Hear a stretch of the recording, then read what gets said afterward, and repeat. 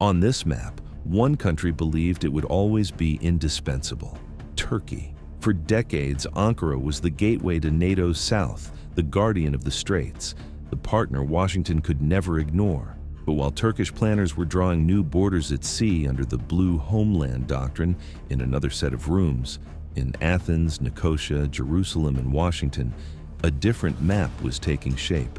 A map of pipelines and power cables, of air corridors and naval bases, of signatures on defense agreements that slowly began to surround Turkey, not included. Greece, Cyprus, Israel, and the United States. What began as technical talks on gas fields and electricity lines has evolved into something far more serious. A 3+1 alliance that fuses American power, Israeli technology, and Greek Cypriot geography into a single strategic wall in the Eastern Mediterranean. During the Trump years, this design accelerated. New basing rights, new exercises, new weapons. Bit by bit, the triangle hardened into an alignment. This is the story of how that 3+1 wall was built, why it matters, and what it really means the next time a Turkish ship, a Greek jet, or a Cypriot drilling platform becomes the center of a crisis.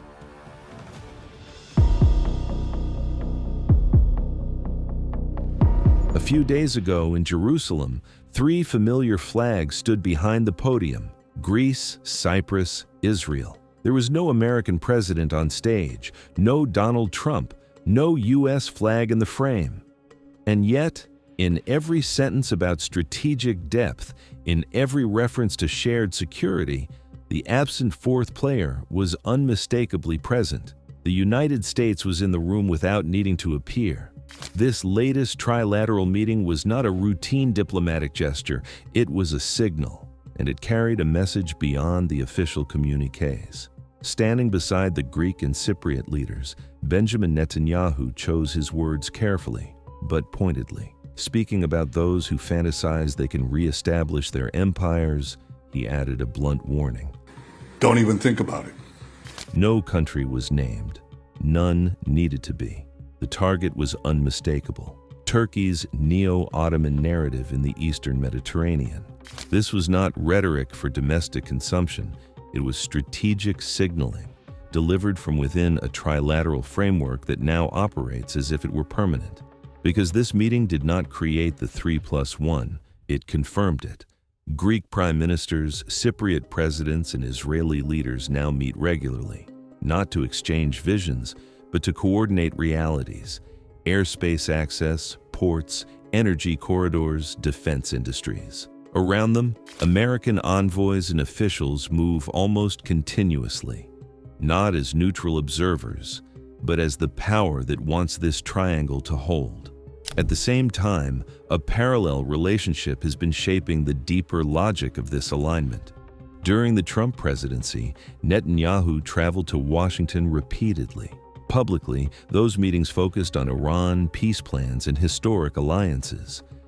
Privately, one question dominated Israeli strategic thinking: how to secure long-term strategic depth. For Israel, that depth no longer stops at the Negev or the Golan Heights. It now stretches westward across the sea, through Cyprus and Greece, into European airspace and allied ports. Greek islands and Cypriot facilities offer what Israel cannot generate alone: diversion routes for combat aircraft, extended training zones, intelligence listening posts, and secure corridors for future energy exports to Europe. In any serious confrontation involving Iran or hostile forces in the Levant, this space becomes decisive, a friendly bridgehead westward, not a strategic void. That is why, alongside Netanyahu's direct channel to Washington, Israeli defense planners intensified their engagement with Athens and Nicosia. Joint exercises multiplied. Israeli aircraft trained over Greek mountains and open seas. Greek and Cypriot officers rotated through Israeli simulations and operational courses. Quietly, three defense systems began to align: technologically, doctrinally, operationally. Here, numbers matter. Greece spends around 3% of GDP on defense, consistently above NATO's benchmark. Israel maintains one of the world's most combat-ready air forces, backed by unmatched intelligence depth. Cyprus, though limited in size, contributes what cannot be manufactured: geography, ports, airfields, and a position at the junction of 3 continents. Today, when Israeli planners redraw their maps, the Eastern Mediterranean is no longer an empty blue expanse. It is a structured grid of friendly runways, refueling points, radar coverage, and energy routes, anchored on Greece and Cyprus, and guaranteed for now by American power. This is why the 3+1 must be understood correctly. It is not a concept, it is not forming, it is already operating and shaping what comes next.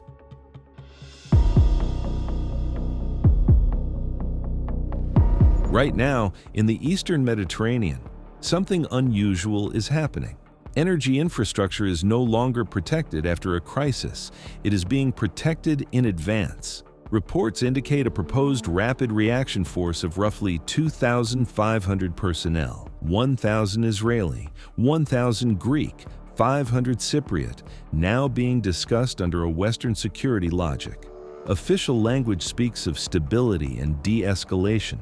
But the real mission is far more concrete: to secure the physical assets that now power Europe's southern energy map. This is the moment when the 3+1 stops being diplomatic architecture and becomes a military overlay, a shield placed directly on top of gas fields, cables, ports, and sea lanes. Look at the geography. Gas production begins off Israel and Cyprus. From there, energy moves westward through LNG routes, interconnectors, and future electricity links anchored in Greece. Every segment of this chain crosses narrow waters, contested zones, or critical choke points. There is no safe rear. Energy flows and military exposure are inseparable. That is why the task force does not operate abstractly. Its patrol patterns mirror energy routes. Its air cover aligns with drilling zones. Its naval presence follows the same axes used by LNG carriers, cable-laying ships, and survey vessels. The backbone of this system is geography turned into force projection. Souda Bay in Crete acts as the deep-water anchor, a permanent platform for Allied naval and air power that can reach almost the entire Eastern Mediterranean within minutes. Alexandroupolis functions as the logistics hinge, allowing heavy equipment, personnel, and surveillance assets to move rapidly between the Aegean, the Balkans, the Black Sea, and back south again. Cypriot ports and airfields place Allied forces within close range of the Levantine gas fields and the sub-sea cable network. Israeli bases provide high-intensity air power, intelligence fusion, and real-time targeting capabilities. Together, they form a continuous grid. Technology is what locks the grid in place. Fifth-generation aircraft, advanced drones, maritime patrol planes, integrated radar systems, and persistent surveillance assets are not treated as abstract deterrents. Air superiority over gas platforms means hostile drones or aircraft are detected early and intercepted far from their targets. Anti-submarine coverage along pipeline routes makes covert sabotage dramatically riskier. Intelligence and surveillance assets watch the same choke points where tankers and cable ships must pass. This is why Cyprus's old description as an unsinkable aircraft carrier suddenly feels literal again, not as a Cold War metaphor, but as a node inside a modern infrastructure defense system. For Turkey, this changes the calculus fundamentally. Harassing a drilling platform or a survey vessel is no longer a bilateral test with Greece or Cyprus. Any such move now risks colliding with a US-backed security grid, reinforced by Israeli capabilities and operating from Greek and Cypriot soil. The margin for miscalculation narrows. The cost of escalation rises. For Athens and Nicosia, this is the strategic dividend of the 3+1. They are no longer defending energy projects with coast guards and legal arguments alone. They stand behind a layered system where energy flows and military protection move together. For the first time in the Eastern Mediterranean, the map of pipelines and the map of deployments almost overlap. And in geopolitics, that overlap decides who writes the rules.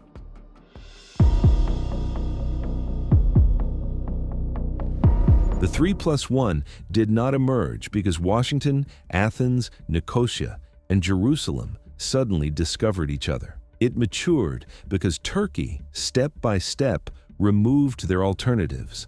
For much of the 2000s, there was still confidence that the Eastern Mediterranean could be managed through classic diplomacy. EU accession talks would anchor Turkey to Europe. Confidence-building measures would stabilize the Aegean. Technical negotiations might eventually unlock Cyprus. Disputes were difficult, but manageable. That logic collapsed when Ankara chose a different path, revision through unilateral action. The first major rupture came in November 2019 with the Turkey-Libya Maritime Memorandum of Understanding. On a map, it looked like a narrow blue corridor. Strategically, it was an earthquake. By drawing a maritime boundary that cut across areas claimed by Greece and overlapped with Cypriot interests, Ankara signaled that it was prepared to bypass established legal interpretations and create new realities through bilateral deals. For Athens and Nicosia, this was not a technical dispute. It was an attempt to erase them from the energy map between the Levant and Europe. But the warning signs had appeared earlier. For decades, Turkey has maintained a formal casus belli against Greece in the Aegean. An explicit parliamentary authorization for war should Greece exercise its legal right to extend territorial waters. This was not rhetoric. It was doctrine. It told allies and adversaries alike that Ankara was willing to place military escalation above international law if the balance of power did not suit it. Trust inside NATO was shaken further by Turkey's purchase of the Russian S-400 air defense system. For Washington, this was not just another arms deal. A NATO ally was importing a sensitive Russian platform into its defense network. The response was decisive.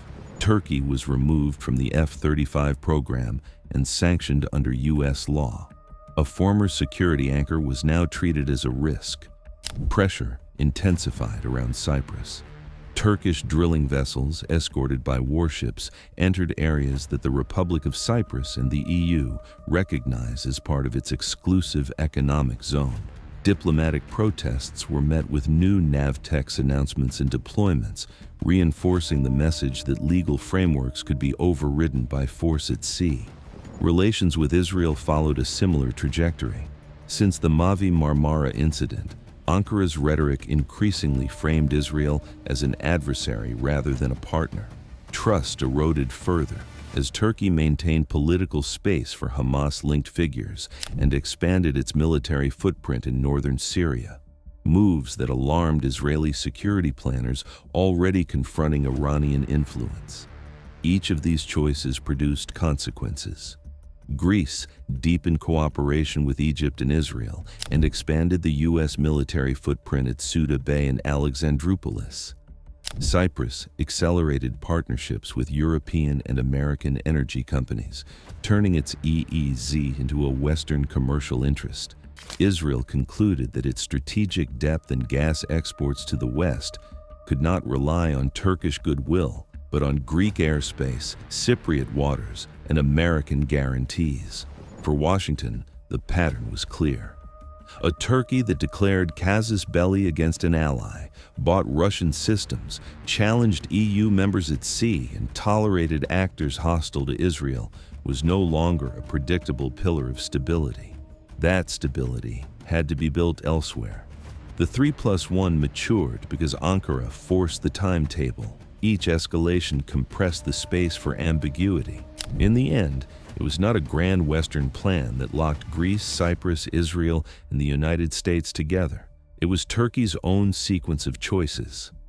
Before we move on, one quick note.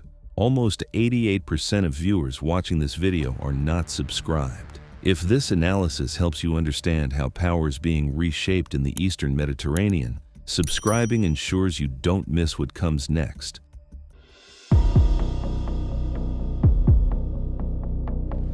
The Eastern Mediterranean has entered a new phase. The 3+1 is no longer an abstract alignment, it is a visible structure. Laws in Washington, bases in Greece, drills with Israel, energy blocks in Cyprus, infrastructure that exists not on paper, but in steel, concrete, and seabed cables. But a structure is not yet a settlement. The coming years will be shaped by how Turkey reacts to a reality it did not design. The lesson Ankara has absorbed over the last decade is clear. Every time it pushed, through Libya, the S-400s, pressure on Cyprus, or confrontation with Israel, the others consolidated. The 3+1 did not soften, it hardened. The most likely Turkish response is managed tension.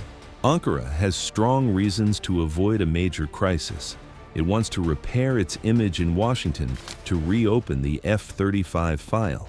It needs American engines and technology for the Ka-an fighter. And it wants access to European defense programs, already blocked by Greek and Cypriot vetoes. A serious escalation would make all of that politically impossible. So pressure stays below the red lines. More airspace violations in the Aegean, more NAVTEX in contested waters, more Coast Guard incidents near Greek islands, more diplomatic campaigns portraying the 3+1 as an anti-Turkish front. For Greece and Cyprus, this means crises that are more frequent but less likely to explode. The presence of American assets in Souda, Alexandroupolis, Cyprus, and alongside Israeli forces acts as a ceiling.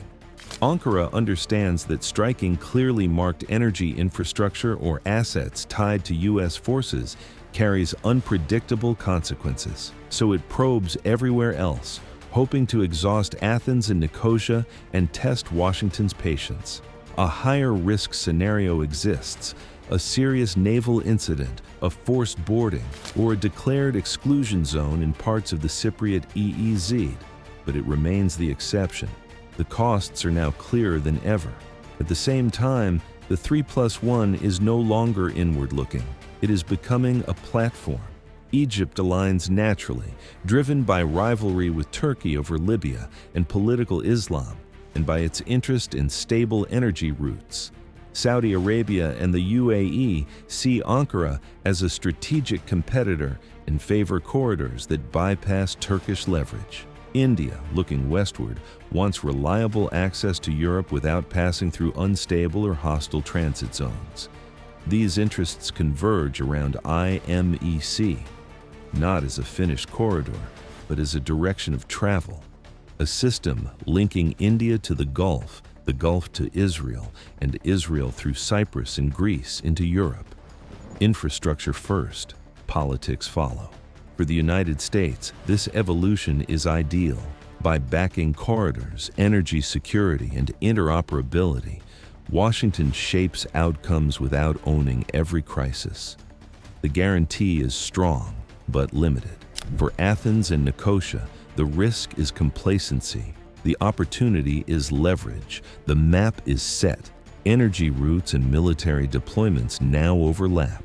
What comes next depends on who adapts to this balance and who insists on testing it.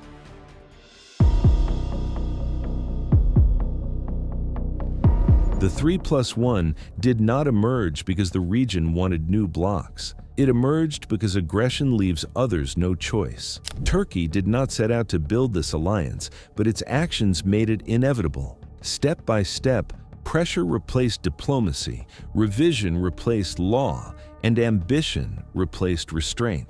In response, Greece, Cyprus, Israel, and the United States did what states have always done when faced with uncertainty. They built systems that could not be easily undone. The world has changed, but not everyone has accepted it. The Ottoman era is over. It ended a century ago. Attempts to revive imperial logic in a world of cables, corridors, and alliances do not restore influence. They create instability. In the Eastern Mediterranean, That instability does not produce dominance, it produces consolidation. Turkey remains a powerful country. Its geography, population, and industry matter. But power today is not measured by how loudly borders are challenged or how often history is invoked. It is measured by whether a state adapts to a system built on interdependence rather than intimidation. Can that adaptation happen amid polarization, radical rhetoric, and dreams of a new Ottoman role? That question remains open. What is no longer open is the balance that is already formed. Whatever happens inside Turkey, it will not erase the force now anchored in the Eastern Mediterranean. Energy routes, military grids, and alliances are already in place, and this is only the beginning. If this analysis resonated with you, the videos on your screen continue the story. Like and subscribe to stay informed as the balance of power in the Eastern Mediterranean keeps evolving.